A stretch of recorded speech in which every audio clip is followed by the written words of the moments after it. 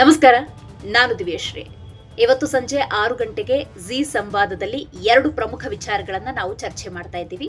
ಮೊದಲನೇದಾಗಿ ಅಧಿವೇಶನ, ಎರಡನೇದು ಮತದಾರ ಪ್ರಭುಗಳು ಆಯ್ಕೆ ಮಾಡಿರುವಂತಹ ಜನಪ್ರತಿನಿಧಿಗಳು. ಒಂದು ಕ್ಷೇತ್ರ ಅಂದ ಸಂದರ್ಭದಲ್ಲಿ ಆ ಕ್ಷೇತ್ರದ ಮತದಾರ ಪ್ರಭುಗಳು ಶಾಸಕನನ್ನ ಆಯ್ಕೆ ಮಾಡ್ತಾರೆ. ಆ ಶಾಸಕ ಅದೇ ಅಧಿವೇಶನದಲ್ಲಿ ತನ್ನ ಕ್ಷೇತ್ರದ ಸಮಸ್ಯೆಗಳನ್ನ ಚರ್ಚೆ ಮಾಡಬೇಕಾಗತ್ತೆ, ಉತ್ತರವನ್ನ ಕಂಡುಕೊಳ್ಬೇಕು, ಪರಿಹಾರ ಅನ್ನೋದು ಲಭ್ಯವಾಗಬೇಕು. ಆ ಪರಿಹಾರವನ್ನ ಸಚಿವರು ಸೂಚಿಸಬೇಕಾಗತ್ತೆ. ಆದರೆ ಈ ಅಧಿವೇಶನಗಳು ಅದೇ ರೀತಿ ನಡೀತಾ ಇದೆಯಾ ಅನ್ನುವಂಥ ಪ್ರಶ್ನೆ ಉದ್ಭವಿಸ್ತಾ ಇದೆ. ಸಭಾಧ್ಯಕ್ಷರು ಸಭಾತ್ಯಾಗವನ್ನ ಮಾಡ್ತಾರೆ ಅನ್ನೋದಾದ್ರೆ ಪ್ರಶ್ನೆ ತಪ್ಪಾಯ್ತಾ? ಸಚಿವರಿಂದ ಉತ್ತರ ಲಭ್ಯವಾಗಲಿಲ್ವಾ ಅನ್ನೋದು ಸದ್ಯದ ಪ್ರಶ್ನೆಯಾಗಿದೆ. ಹಾಗಾಗಿ ಇವತ್ತು ಬಿಜೆಪಿ, ಕಾಂಗ್ರೆಸ್, ಎಎಪಿ ವಕ್ತಾರರು ಏನ್ ಹೇಳ್ತಾರೆ ಅನ್ನುವಂತಹ ಕುತೂಹಲ ನನಗಿದೆ.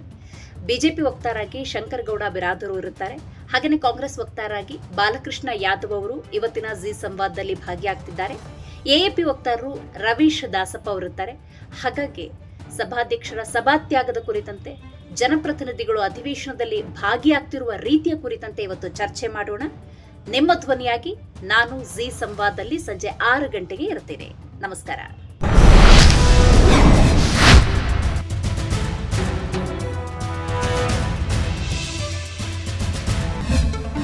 ಜಿ ಕನ್ನಡ ನ್ಯೂಸ್ ಪ್ರೀಮಿಯರ್ ಲೀಗ್ಗೆ ನೋಂದಾಯಿಸಲು ಈಗಲೇ ಸಂಪರ್ಕಿಸಿ 9711881960. ಜಿ ಕನ್ನಡ ನ್ಯೂಸ್ ಪ್ರೀಮಿಯರ್ ಲೀಗ್ನಲ್ಲಿ ಫ್ರಾಂಚೈಸಿ ಆಗಲು ಈಗಲೇ ಸಂಪರ್ಕಿಸಿ 9711881959.